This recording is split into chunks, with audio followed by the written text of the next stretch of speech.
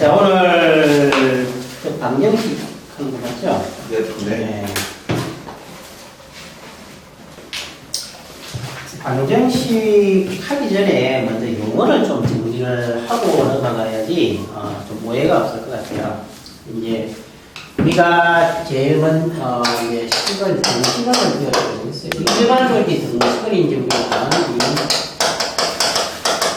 방정식, 동등식 두 가지로 구분을 하잖아요. 그래서 우리가 이제 방정식이라고 하면은 특정한 x 값에 대해서 성립하는 그런 등식을 우리가 방정식이라고 하고, 항등식은 x가 어떠한 값을 갖더라도 성립하는 등식을 항등식이라고 하는데,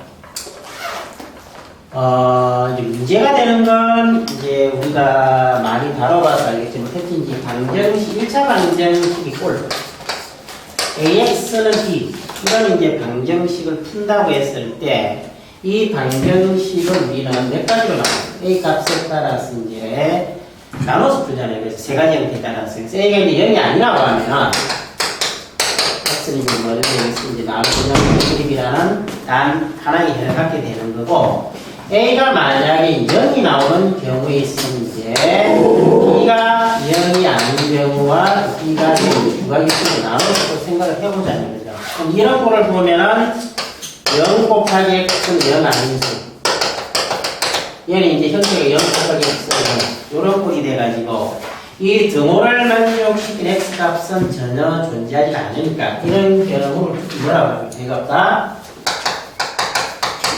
불능이라고 얘기를 해요. 그러니까 만족시키는 그런 값이 없다라고 하고, 그 다음에 0 곱하기 x는 0이 된다고 하면 x에서 어떤 값을 대입하더라도 항상 성립하기 때문에 해가 무수이면 해를 하나로 정할 수 없다고 해서 이런 부정이다라고 얘기를 하자는 거죠. 문제는 이제 여기서 발생하는 거죠. 자, 방정식이라고 하면 아까 얘기했듯이 특정한 어떤 x 값에 대해 성립하는 등식을 우리는 방정식이라고 하는데, 여기서 보면 이제 불능의 경우를 보면은 x 대신 어떠한 값을 대입을 하더라도 이 등식을 성립시킬 수가 없다는 거죠. 등식으로서 아무 의미가 없다는 거죠. 가치는 않다는 거죠. x는 어떤 값을 갖더라도. 그러니까 실제로 이 등식의 의미에 좀 배치된다는 거죠. 그 다음 이 경우 역시 마찬가지로 x 대신 어떠한 값을 대입하더라도 성립하는 우리는 뭐라고 했습니까? 항등식을 했잖아요. 그죠? 근데 이제 이런 해를 우리는 방정식에서 다루고 있다는 거죠. 문제는. 그래서 이제 방정식을 풀어라 이런 표현을 해놓고 이런 두 가지 경우까지 다 다루는 건 어떻게 이제 해석해야 될 것인가, 이 문제라는 거죠. 그래서 이것이 이제 용어를 조금 우리가 다시 한번 좀 정리를 이제 하고는 볼 있다는 거죠.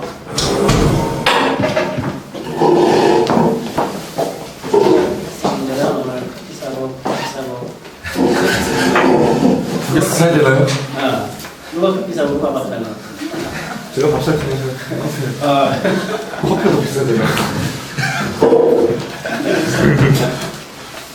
자, 그래서 먼저 좀 이해를 좀 우리가 이제 방정식을 영어로 뭐라고 하죠? 장면은 뭐라죠? 방정식. 한자밖에 생각이 안 나요. 그래. 방정식을 영어로 뭐래? 이게 사실은 방정식을 우리가 이제 영어로 이케이션이라는 건 사실 등식의 등식이. 이 방정식이 원래 뭐냐? 이게 사실은 일반적인 용어가 아니고 얘는 중국에서 유래된 그런 용어잖아요. 중국의 이제 구장산술이라는 책에 보면은 몇 개의 장으로 이루어진 그 중에 방정장이라는 방정식을 다루는 방정장이라는 그 하나의 챕터가 따로 있는 거예요. 거기서 유래돼가지고 우리가 일반적으로 방정식이라는 용어를 쓰는데 이거는 말 그대로 일반적인 용어가 아니라는 겁니다. 방정식이라는 거죠. 쉽게 해서 중국의 영향을 받는 우리나라에서만 쓰는 특별한 용어라는 거죠. 예, 정확하게 얘기하면 이 방정식이라는 용어는 그렇게 적합한 용어가 아니고 그냥 등식이라고 하는 것이 영어에 해서 이케이션과도 맞아떨어지고 또 하나 부등식과 서로 대칭되는 그런 의미하고 맞아떨어진다는 거죠. 그래서 사실은 등식이라는 용어를 방정식과 많이 혼재 쓰기 때문에 이 풀이로 보면은 방정식을 풀어라 라고 해놓고는 실제로 문제 푸는 걸 보면은 항등식까지 포함하는 등식으로 푸는 경우가 많다는 거죠. 그런 이제 용어의 혼란 때문에 지금 우리가 실제로 1차 방정식을 풀다 보면은 이런 것들에 대한 이제 오해의 소지들 있을 수 있는데 그걸 좀 정확하게 알고는 가면 더 좋겠다는 겁니다. 그래서 정확하게 이야기하면 이제 어차피 이제 이 책에서 방정식을 요거를 쓰고 있기 때문에 우리나라가 어떻게 구분할 거냐면은 방정식이라고 하면은 그러니까 여기에 특히 몇 차라는 말이 없죠. 그냥 방정식이라고 하면은 우리는 등식의 의미와 같이 사용하겠다는 겁니다. 실제로 문제도 그렇게 풀어놓고 있으니까.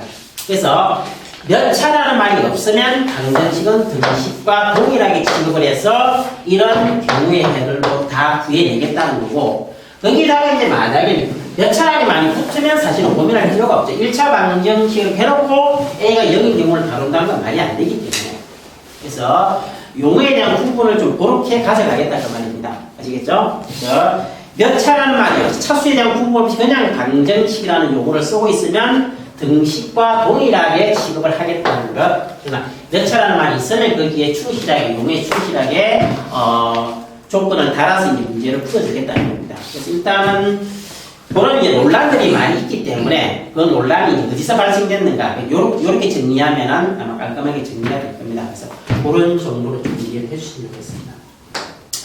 그래서 이제 우리는 실제로 문제를 보면은 여러분 책 221쪽 이런 데 보면은 x에 관한 1차 방정식을 풀어라 이게 아니고 그냥 방정식을 풀어 이렇게 돼 있잖아요. 그죠? 그 이유가 그러니까 이런 해까지 포함을 하겠다는 건데 그것도 사실은 정확하게 얘기하면은 차라리 등식을 풀어라라고 하는 것이 훨씬 더 용어 표현에서 나았을 건데 어쨌든 우리나라는 아직까지 방정식이라는 용어와 등식이라는 용어를 혼재 쓰고 있다는 거. 그래서 그게 그대로 이제 늘어나고 있는 거죠. 그래서 이제 x에 관한 방정식을 풀어라 라고 되어 있기 때문에 자 1의 3번만 한번 우리가 살펴보면은 a제곱 플러스 2x 플러스 2자 그 다음에 a의 5x 플러스 먼저 이 방정식을 이제 우리가 1차의 꼴, 여기는 1차라는 말은 없습니다. 근데 꼴이 일단 미지수 x가 차수가 1차이기 때문에 1차의 꼴을 띄고 있잖아요. 그죠? 그래서 1차의 꼴을 띄고 있을 때와 2차 이상의 꼴을 띄고 있을 때 푸는 방법이 완전히 다르죠. 그죠? 그래서 1차의 꼴을 띄고 있을 때 형태를 항상 어떻게? 항상 x를 포함하는 미지항을 한쪽으로 다물고 x를 포함하지 않는 상수항은 다른 쪽으로 다 몰아가지고 문제를 푸는 것이 일반적인 2차 이상의 방정식을 풀 때는 한쪽으로 다 몰아가요. x를 포함하지 않는 한쪽으로 다 몰아서 일단 문제를 푼다는 거. 그래서 일단 이 문제를 풀 때도 x를 포함하는 것과 포함하지 않는 일단 꼴이 1차의 꼴이기 때문에 x를 포함하는 것을 다 묶어주면은 a제곱 마이너스 5에 이게 x가 되고 이제 x를 포함하지 않는 넘겨서 이제 정리해주자고 합니다. 그러면 얘를 이제 나누면 되는데 여기서 1차라는 그런 어떤 용어가 없기 때문에 얘가 0이 되는 가능성도 항상 생각을 해야 된다는 거죠. 그래서 얘가 0이 되는 경우를 우리가 알아보기 위해서 인수분해 시켜줄 a-2 그리고 그 첫 번째 이제 1차에 0이 아니다라고 하면 a가 2도 아니고 a가 3도 아닌 경우는 얘기하겠죠. 그래서 그러면 이제 나누어서 x는 a-3분의 1로 해주면 되고 이제 두 번째 이제 0이 되는 경우는 두 가지가 있죠. 그죠? 그래서 a가 2인 경우가 그 다음에 세 번째 a가 3이 되는 두 가지. a가 2가 된다라고 하면은 꼬라지가 0 곱하기 x는 0의 꼴이 된다는 거죠. 0 곱하기 0의 꼴이기 때문에 덩어리를 만든 x가 무수이만은 수정이 될 것이며 a가 3이 되는 경우 0 곱하기 x가 0 아닌 수 1이 된다는 거죠. 덩어리를 만든 x는 없기 때문에 불능의 형태가 되겠다는 거. 그래서 1차의 꼴을 띌 때 푸는 가장 일반적인 해법이 이렇게 이제 가져간다는 거. 그래서 여기서 이제 조금 문제가 복잡해지면 넘겨보면 이제 절대값을 포함한 1차 방정식이 꼴이 되는 거죠. 그러니까 일반적으로 절대값을 포함하는 경우는 미지에 일어난 x 개수에 미지수 있는 그런 꼴은 없습니다. 대체로 보면은 고등학교까지도 마찬가지입니다. 그래서 이제 범위를 나누어서 푸는 걸 그대로 해주면 되는데 뭐 범위 나눠서 푸는 거는 잘 알기 때문에 그냥 그대로 두고 하나는 이제 좀 풀이에 있어가 3번 같은 경우 특히 보면은 절대값 x-1이 절대값 x-1이 절대값 3번 절대값 두 개가 같다는 게 이게 그냥 단순하게 그냥 절대값 두 개 나오기 때문에 범위를 세 개로 나누어서 푼다 라는 것보다는 절대값 두 개가 같다라고 하면은 절대값을 무시했을 때 이 둘이 같거나 아니면은 부호가 반대가 이 두 가지 경우밖에 없다는 거죠. 그래서 일반적으로 여러분들이 기억을 해야 될 거는 애들한테 전달할 때도 절대값 A라는 것과 절대값 B라는 같다라고 되어 있을 때 얘는 어떻게 쓸 수 있다? A는 물론 이제 플러스 마이너스는 어디에 갖다 붙여도 상관없겠습니다. 편한 데 갖다 붙이면 되는 거고 요렇게 푸는 것이 훨씬 더 애들한테는 이해하기 쉬운 그런 방법이 된다는 겁니다. 이게 아시다시피 이제 수업을 여러분들이 해보시면은 절대값이 있는 게 범위를 나누어서 풀어가지고 이걸 합집합을 하니 교집합을 하니 굉장히 많이 혼돈된다는 거죠. 그래서 오히려 이런 것들은 이렇게 접근하면 훨씬 더 쉽게 문제를 해결할 수 있는 거고 1번도 사실은 마찬가지입니다. 1번도 보면 절대값 x-1은 이제 2x 플러스 여기서 한 가지 주의해야 될 점은 뭐냐면 이건 이제 둘 다 절대값이기 때문에 구분하는 양수가 된다는 거는 의심의 여지가 없는 거잖아요. 근데 여기는 한쪽은 절대값, 한쪽은 절대값이 아니기 때문에 이 등호를 만족하는 x가 반드시 어떻게 돼야 되겠다? 마이너스 2보다 크거나 같아야 되겠죠. 왜? 얘가 양수가 되니까. 0 혹은 양수가 돼야 되니까. 범위를 미리 적어놓고 똑같은 방식으로 풀어주면은 해가 두 개 나오고 되는 것 아니고 구분이 되거든요.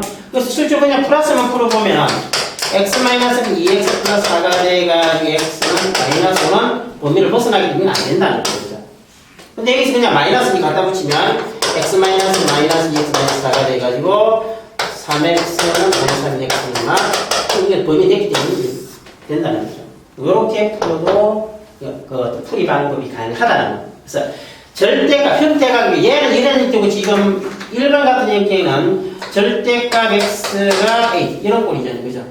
어쨌든 같은 방식으로 풀어줘도 상관없는데 단 이 경우는 a가 반드시 어떻게 0보다 크거나 같을 때 의미가 있는 식이라는 거예요. 그거 정도만 이해하시면은 절대값 두 개짜리도 이렇게 접근하는 것이 학생들이 이해하기가 훨씬 더 편하다는 거죠. 그래서 그런 정도로 1차 꼴은 이해를 좀 해주시면 되겠습니다.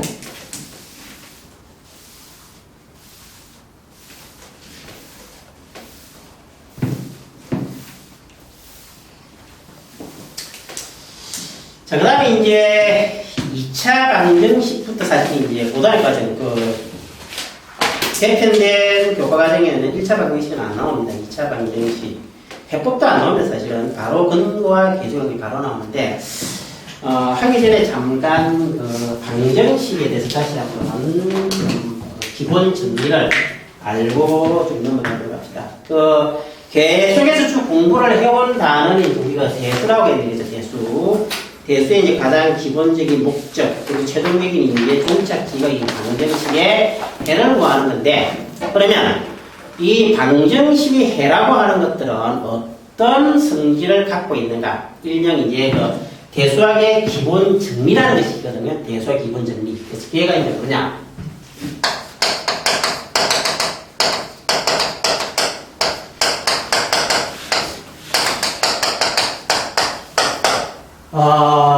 fx라는 방식이 있죠. 방식 a,n, x로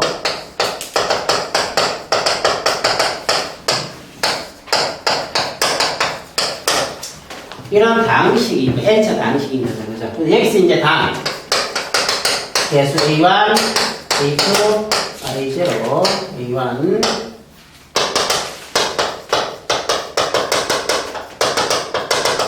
우리가 알고 있는 가장 큰 수의 변가 복소수잖아요. 그게 복소수 개수를 가지는 n차 방식의 fx가 있다고 했을 때 n차 방식의 fx가 있다고 했을 때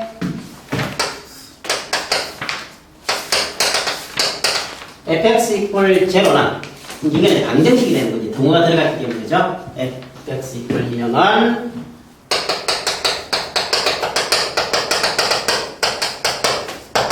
복소수 변경에서 반드시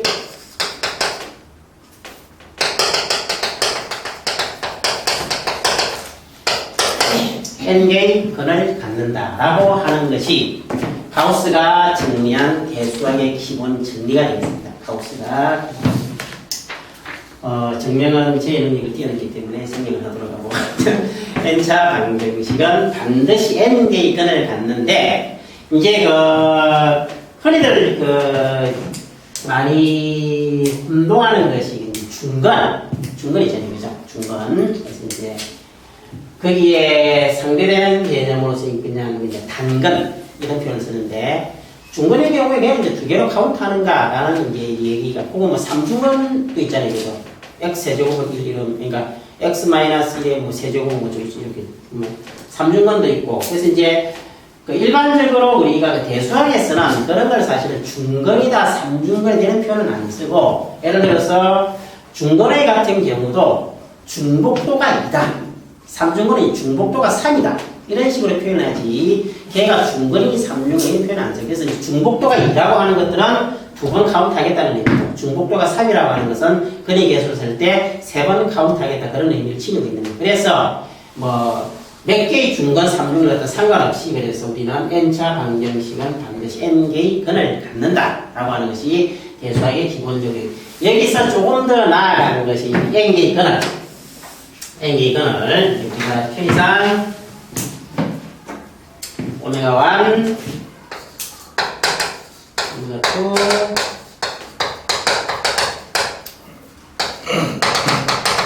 2 오메가 n이라 했을 때 n개의 근을 오메가 1부터 오메가 n이라 했을 때 이 n차 방정식 fx의 제곱은 반드시 어떻게 인수분해 됩니까? 물론 최고점이 어떻게 돼야 되겠죠? x 마이너스 오메가 1 x 마이너스 오메가 2 fx는 반드시 이렇게 인수분해가 된다라고 얘기할 수 있겠죠, 그죠? 반드시 그래서 n개근을 갖는다라고 하면은 x-x1, x-, 오메가 1, 오메가 2, 오메가 n 인수분해 되고 따라서 이 두 식은 어떻게 됩니까? 같은 식이 되는 거죠, 그죠? 같은 식이 돼요. 그래서 이 두 식을 얘를 정리를 해서 양변의 개수를 비교하면 뭐가 나옵니까? 거기서 이제 근과 개수의 관계가 나오겠죠, 그죠? 그걸 우리는 수학에서 비에티 정리라고 하는데 비에트라는 사람이 정리할 때 비에티 정리라고 하는데 가장 이제 기본이 되는 식 딱 두 가지만 알면 되는 거죠, 그죠? 그래서 우리가 n차 방정식이 n개의 근을 갖는다라고 했더니 비게트 정리 핵심은 이 n개의 근의 합 오메가 1, 오메가 2, 플러스 오메가 n까지 합 이거 뭐가 됩니까? 이것이 부호가 어떻게 됩니까? 부호가 일단 개수 비교해보면 이렇게 a n분의 그죠? 그 다음 뭐가 됩니까? 이게 n-1이 된다는 말이에요. 부호는 어떻게 표시하죠 이거? 항상 처음에 플러스가 되죠, 그죠? 플러스, 마이너스, 플러스, 마이너스, 플러스 계속 이렇게 변해 나갑니다, 그죠? 그 다음 제일 마지막 그 n개의 근이고 오메가 1 곱하기 오메가 2 곱하기 플러스 곱하기 오메가 n 얘는 알다시피 최고 차이 개수분의 상승 이시로 되는데 요거 개수는 어떻게 됩니까, 이거는? 요거는 이제 표시할 때 마이너스 1의 n차 방정식이면 마이너스 n제곱이 되는 겁니다. 그래서 2차 방정식이면 두 근의 곱은 모든 근의 곱은 양수가 되는 거고 3차 방정식이면 부호가 앞에 마이너스 되고 마이너스 되고 그런 식으로 부호가 변해 나간다는 거. 물론 이제 그 중간에 이제 두 개들 곱의 합, 세 개들 곱의 합 다 있긴 하겠지만 가장 핵심이 되는 두 가지 정리가 이렇게 되었다는 거. 그래서 요거까지 통틀어서 확장된 대수학의 기본 정리라고 하는 겁니다. 잘 안 보입니까? 모든 글의 합, 오메가 1부터 오메가 n까지 합, 이건 다 곱한 거면 오메가 1부터 오메가 n까지 다 곱한 거. 그래서 최고점의 개수분의 그 다음 차의 개수, 최고점의 개수분의 상수의 부호가 마이너스 1의 n승이 된다는 거. 그런 대수학의 기본을 얘기를 하면 되겠습니다. 모든 근의 합은 부가 항상 마이너스가 돼야 되는데. 아, 참 마이너스지 마이너스. 마이너스 플러스까지. 그렇습니다.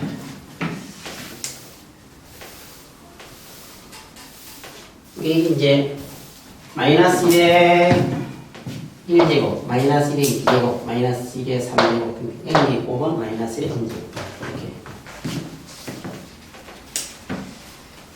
자, 하는 정도로 이해를 해주시면 되겠고, 그래서 이제 2차 방정식 그리고 고차 방정식, 3차 이상의 방정식은 이제 고차 방정식이라고 하는데, 일반적으로 이제 방정식의 풀이에서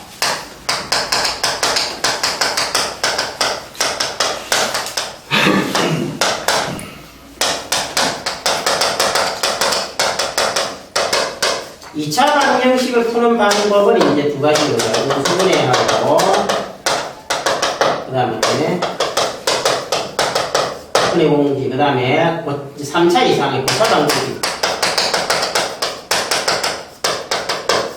고차 방정식은 반드시 인수분해가 될 때만 이제 우리는 방정식의 해를 구할 수가 있는데, 이제 사실은 고차 방정식에서도 3차, 4차 방정식은 근해 공식이라는 게 실제로 존재하죠. 그죠? 하긴 하지만 역시 이제 우리 수준을 뛰어넘기 때문에 다루지는 않습니다. 다루지는 않고. 단 이제 5차 이상부터는 이런 일반적인 해법, 근해 공식이라고 할 만한 이런 일반적인 해법은 없다라고 하는 거예요. 반드시 그런 이제 어떤 특수한 방법에 의해서만 방정식을 구할 수 있다는 겁니다. 그러니까 제가 그런 정도는, 그래서 우리는 2차 방정식에서는 이 두 가지를 이용해서 이제 방정식해를 구할 것이며, 3차 이상의 고차 방정식에서는 반드시 인수분해를 통해서 문제를 해결할 건데, 인수분해가 안 되는 거는 또 고차 방정식을 다루기도 하죠. 이제 대표적인 게 이제 상반 방정식이 하는 것들, 그런 거 다루기도 하는데, 그것에 따라서 일단 기본적으로는 인수분해가 될 때, 고차 방정식의 해는 구해낼 수 있다는 정도로 이해를 해주시면 되겠습니다. 쭉 생략하고 228쪽 4번 문제였습니다. 일반적으로 이제 그 최고차의 계속이 복잡할 때는 좀 단순화시키는 작업이 필요하다는 그런 내용을 담고 있는데, 1번 같은 경우는 이제 2차 항의 계수가 무리수가 되기 때문에 무리수로 만들어주기 위해서 양변에 루트 2 플러스 1을 곱해서 인수분해 혹은 선의 공식을 쓰면 좋겠다라고 하는 건데, 실제로 루트 2 플러스 1을 곱해보면 어떻게 됩니까? x제곱 플러스 3 마이너스 2에다가 루트 2 플러스 1을 곱해주고, 그 다음에 B에다가 루트 2 플러스 1. 자, 정리를 한번 해보면 x제곱, 자, 일단 유리수 3 마이너스 2니까 1대 그죠? 3루트 2 마이너스 2루트 2가 되는 거죠. 그 다음에 상수항은 계산하지 말고 그냥 두는 것이 좋습니다. 왜냐하면 인수분해라고 하는 것은 2차항이 곱하기로 되고 상수항도 곱하기로 되는 거잖아요. 그죠? 곱이 있는데 이걸 계산해버리면은 2 플러스 루트 2가 실제로 이렇게 인수분해 된다고 생각하기 쉽지는 않거든요.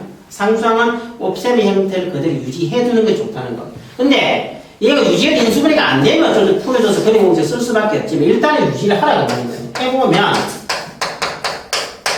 얘는 이제 x 곱하기 x가 되고 얘는 루트 2 플러스 1이 되니까 실제 두 개다니까 루트 2 플러스 1이 나온다 그 말이죠. 그죠? 그래서 상수항이 곱이 꼴일 때는 계산하지 말고 그 꼴을 그대로 유지를 해주라는 거예요. 그렇게 해서 접근하면 될 거고, 2번도 마찬가지입니다. 2번도 ix제곱 플러스 2 마이너스 1의 x에다가 마이너스 1. i의 켤레 복소수인 마이너스 i를 그냥 i를 곱하지 말고 꼭 마이너스 i를 곱하세요. 마이너스를 곱하면 1 되기 때문에 x제곱. 자, 마이너스 i 곱합니다. 마이너스 2i죠. 마이너스 곱하면 얼마 됩니까? 마이너스 1이 됩니다. 마이너스 곱하니까 i에다가 2 플러스 i. 근데 그 말입니다. 그죠? 그래서 마찬가지로 계산하지 않고 곱셈을 그냥 유지를 시켜주고 i에 1 플러스 i가 돼가지고 곱과 마이너스 하면 마이너스 i 마이너스 2 꼴이 만들어진다는 거죠. 그래서 인수분해가 되는 꼴이기 때문에 x 값을 구해낼 수 있고, 이걸 만약에 계산을 해버렸다고 하면은 i-1을 계산해버렸다고 하면 걔가 이렇게 인수분해된다고 생각하기는 쉽지는 않다는 거죠. 그래서 상수항이 꼽을 때는 그 모양을 그대로 유지를 해주라는 겁니다.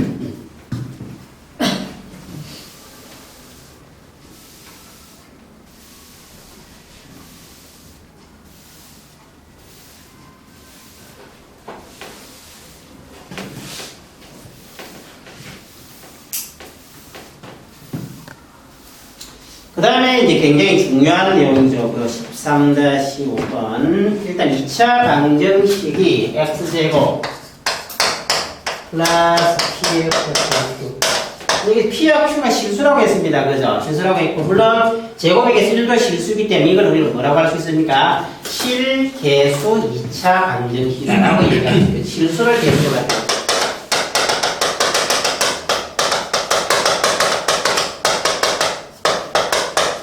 실계수 2차 방정식이다라고 얘기할 수 있는 실수를 계수로 가는 2차 방정식이다. 실계수 2차 방정식이 복소수를 근으로 가지고 여기서 복소수근이 뭐라고 했습니까? A 플러스 B라고 했습니다.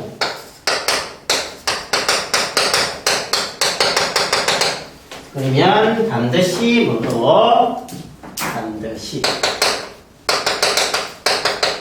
모두 근이 된다. 펠레복스 A 플러스 B라고 된다는 거. 굉장히 중요한 문제죠, 그죠? 물론 이거는 이제 2차 방정식뿐만 아니라 실계수 n차 방정식, 그러니까 모든 방정식이 다 적용이 됩니다. 그러니까 실계수 3차 방정식이든 4차 방정식이든 상관없으니까 실계수 어떤 방정식이 복소수를 근으로 갖는다라고 하면은 그것의 켈레 복수도 반드시 또 다른 근이 된다는 거.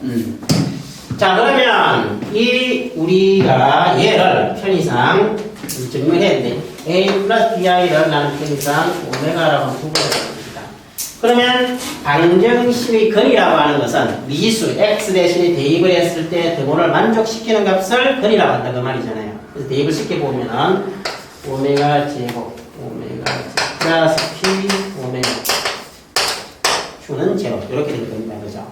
그러면 자 오메가를 넣는 순간 좌변이 뭐가 됐다? 제로가 됐다 그 말입니다. 그죠? 제로가 되고 우변도 제로니까 등호를 연결시킬 수 있다 그 말입니다. 제로는 뭡니까? 무슨 수입니까?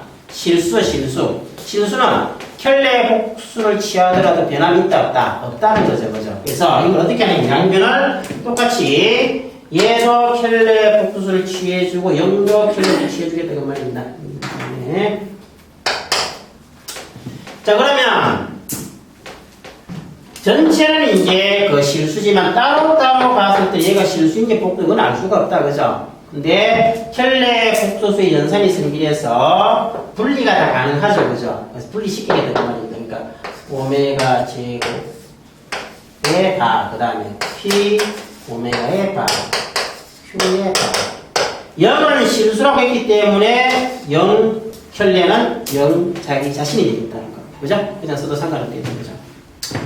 자, 다시 한 번 더 분리시키게 오메가 제곱. 근데 오메가 제곱에 오메가 바의 제곱 같다는 거는 우리가 여기에 켈레 복수 연산에서 이미 했던 겁니다. 그죠? 자, 곱셈도 분리 가능하죠. 그죠? P가 오메가가 한 번 더 뒤져서 Q가 실제로. 자, 다시 한번 보면은 오메가 바의 제곱. 플러스 T는 뭐라고 했습니까? T는 실수라고 했다. 그죠? 따라서 실수의 켈레 복수는 자기 자신과 같다. 오메가는 뭐 이제 실수인지 헛수인지 알 수가 없으니까 마찬가지. Q는 뭐라고 했습니까? 실수라고 했기 때문에 켈레 복수나 자기 자신이나 변함이 없더라. 그래서 이거는 오메가는 Q가 대신에 그래서 이제 정리된 이 식을 가만히 살펴보니 이 식은 이 x 대신에 뭘 대입한 겁니까? 오메가 바를 대입한 식이 되겠죠. 즉, 이 식에다가 오메가 바를 대입하니까 등호를 만족하더라. 해의 정의를 만족하잖아요. 그죠? 따라서 오메가도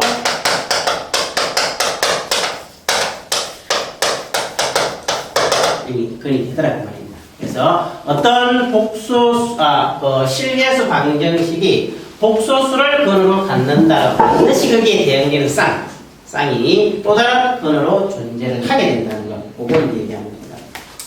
그걸 약간 그 범위를 줄이면 그 유제 이제 그 7번처럼 무리수꼴이잖아요. 그죠? 무리수꼴인데 근데 개수가 좀 뭡니까? 유리수죠. 그죠? 그래서 개수가 유리수인 이라는 방정식이 무리수를 근으로 가지면 그것의 무리수의 부호가 반대인 그 켈레 무리근을 반드시 또 다른 근으로 갖게 된다는 거. 일반적으로 쓰지는 않지만 그렇게 말하면 좋겠습니다. 예, 그런 정도로 2차 방정식을 정리를 하고 그 다음에 고차 방정식 한번 보겠습니다. 자, 그래서 고차 방정식은 이제 얘기했듯이 일단 기본이 인수분해인데 사실은 인수분해를 통해서 고차 방정식의 근을 구하는 것은 특별히 뭐 강의에 문제가 될 건 없을 거라고 생각되어지고, 그것보다는 이제 인수분해가 안 되는 꼴들, 그런 것들을 좀 중심으로 해서 문제를 한번 보도록. 일단, 뭐 형태 정리를 좀 할 필요가 있죠. 그죠? 일단 그 7의 1번, 2번 같은 경우, 모양을 보면 4차 방정식인 1차와 3차가 없죠. 그죠? 이런 걸 우리는 뭐라고 하는 했습니까? 복 2차식. 방정식이니까 복 2차 방정식이다.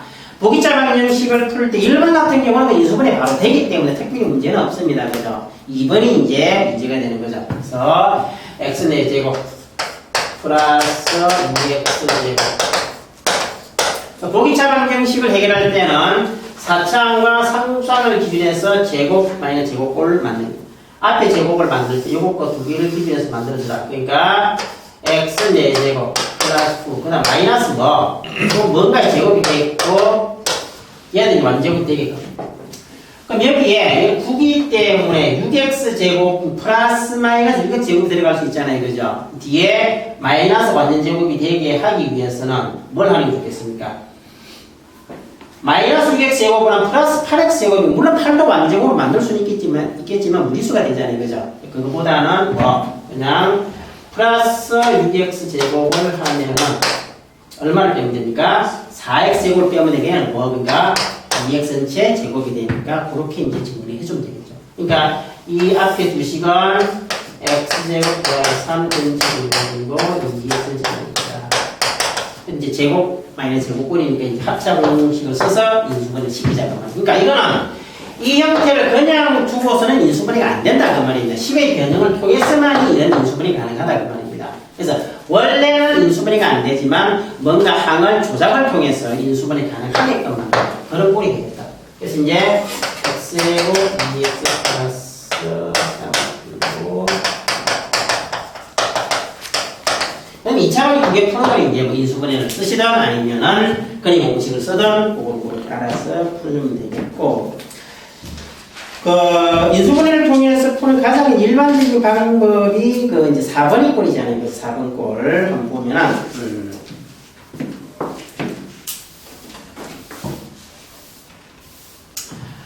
x 4제곱 마이너스 x의 세제곱 7의 세제곱 플러스 x.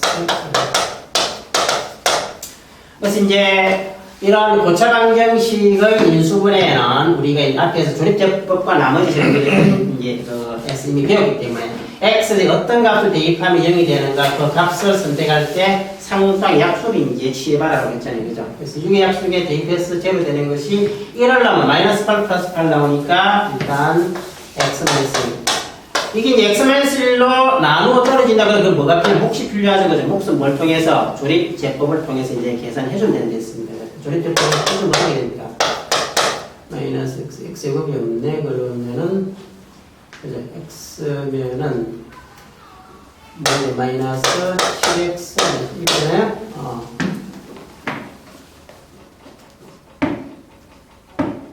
맞나요?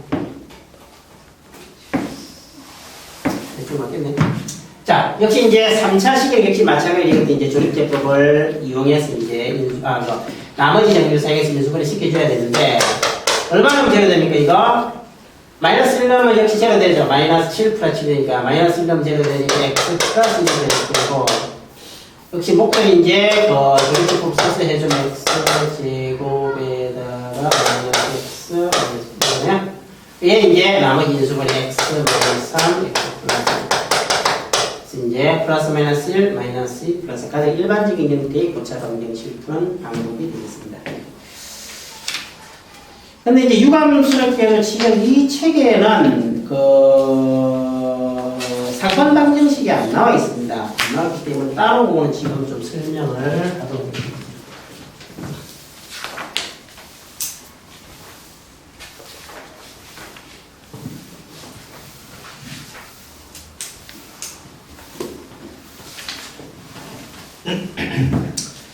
상반 방정식을 따르면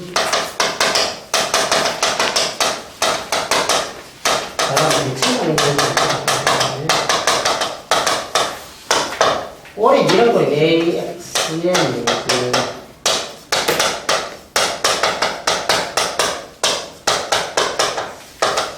그러면 이제 잘 아시다시피 중간항을 기준으로 해서 이 개수와 서로 대칭의 꼴을 이룰 때 대칭의 꼴을 이룰 때 이걸 이제 상반 혹은 대칭 방정식이라고 하는데 굳이 이제 4차를 쓴 이유 사실은 상반 방정식을 의미가 있는 것이 최고창이 짝수일 때 의미가 있지 홀수일 때는 사실 크게 의미가 없습니다. 나중에 좀 설명하도록 하고 일단 4차를 먼저 기준에 살펴보겠습니다. 그래서 상반 방정식을 푸는 요령은 그 가장 기준이 된 중간의 항으로 양배를 나눕니다. 그죠? 양배 x 제곱을 나누면 ax의 제곱 bxc 그 다음 x분의 b x분의 개수가 같은 길이 묶어주면 차수가 대칭해서 묶이거든요.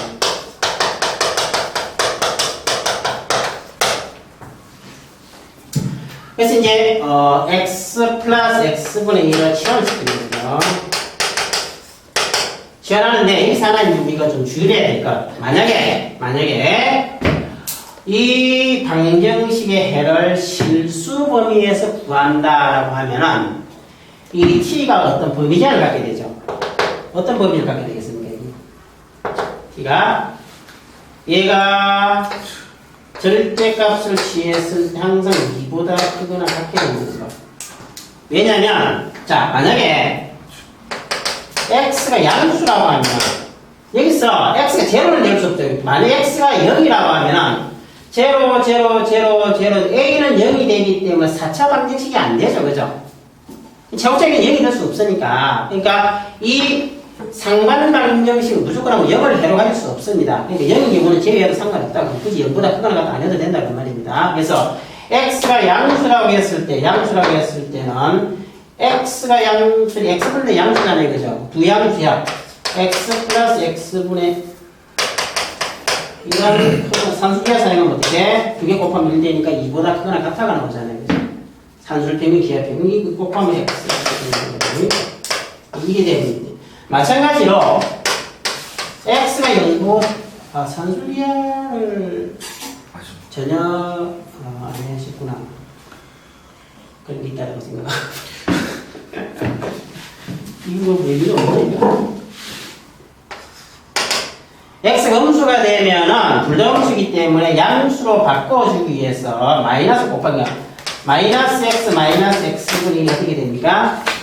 이제 마이너스 x하면서 마이너스 똑같이 어떻게 크거나 같다 이렇게 되잖아요. 그죠? 양변에 마이너스를 곱해주면은 x 플러스 x분이는 어떻게 마이너스 2보다 작거나 이래 되잖아요. 그러니까 양일 때는 2보다 크거나 음수일 때는 마이너스 2보다 작거나 같게 되죠. 어떤 경우는 상관없으니까 절대값이 뭐가 된다? 2보다 크거나 같다라는 게 성립하게 되는 거죠. 그래서 실수 범위라고 했을 때는 이와 같이 특히 상반 방정식을 풀 때는 x 플러스 x분의 1을 취환하게 되는데 실거래의 범위에서 푼다. 실수 범위 푼다라고 하면 반드시 범위를 적어줘야 된다는 거. 상반 방정식에서 첫 번째 주의입니다.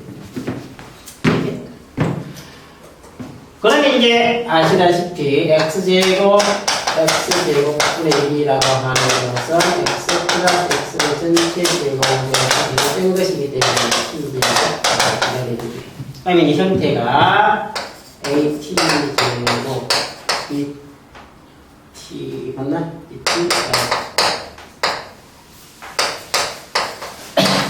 뭘로 바뀌고 t에 관한 2차 방정식으로 바뀐다는 말입니다. 2차 방식으로 어떻게든 풀 수 있잖아요. 그죠? 그래서 t 값이 나왔다 하면은 그 t를 여기다가 대입을 시키고 다시 양변에 x를 곱하면 x에 관한 2차 방정식이 생기게 되겠죠. 그 2차 방정식 풀어주면 된다는 겁니다. 이런 좀 복잡한 과정을 거치긴 하지만 상반 방정식을 푸는 일반적인 해법이 이렇게 된다는 겁니다. 그래서 상반 방정식, 대칭 방정식이 이렇게 하는 걸 알아보고 자 이제 좀 성질을 잠깐 알아보겠습니다.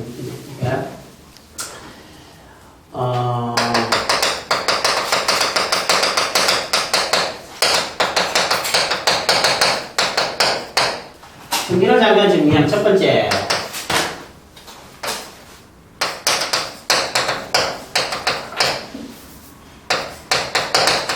알파를 근으로 가지면 반드시